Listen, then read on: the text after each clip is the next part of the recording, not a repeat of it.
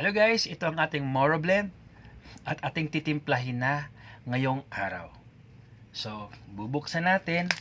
Tatanggalin muna natin yung plastic. Ayan. So, tatanggalin natin yung plastic. Ating itry bago natin i-share sa iba. So, itry natin yung Moro Blend. Bubuksan natin. Tatanggalin natin yung sealed.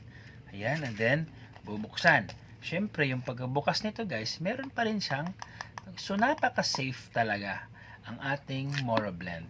Ayan, so tatanggalin ko na.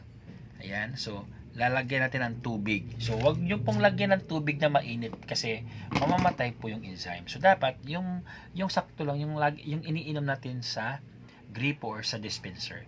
So ayan, so ating isasalin ang tubig dito sa Moro Blend bottle. Ayan, so which is itong Moro Blend natin guys is powderized siya. So tutunawin lang natin yung powder para mag-dissolve hanggang sa ma-dissolve. Ayan. Actually guys, hanggang lang siya dapat. Pero ako nagtitipid ako. So kailangan kong punuin. Ayan. So ayan, tatakpan natin. Tatakpan natin para i-shake. Pag na-shake na natin guys, saka natin inumin. So ayan, i-shake natin kasi powder siya. So ating i-shake.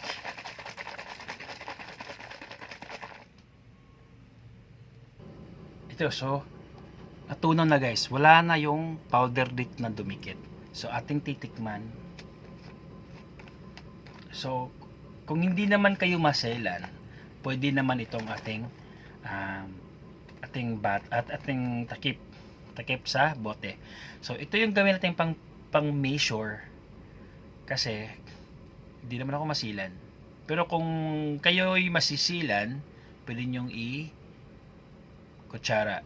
Or kung meron kayong pang measure dyan na yung pang inom na maliit lang. Ayun guys, so ating iinumin.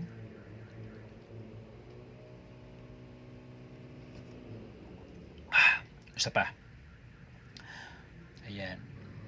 So I suggest guys, dapat pala hanggang sa may lang siya talaga. Hanggang sa may dito lang. Wait lang. Dapat pala hanggang dito lang talaga siya. Yung tubig. Kasi pag pinalagpas mo siya, yung sarap parang nababawasan. Kasi parang wala na siyang masyadong tamis. Hindi naman siya safe pa din naman. Hindi naman siya kumbaga parang stevia pa rin naman po yung pinapang sweet, ginawang pang pa-sweet yan, kaya safe siya. Pero mas maganda pa rin yung matagamtaman ba, yung mafe-feel mo yung sarap. So dapat hanggang sa may lang talaga, sa may shoulder ng bote. You know? Napakasarap.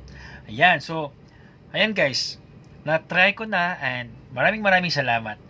Ang sarap ng pakiramdam. Thank you guys, bye bye.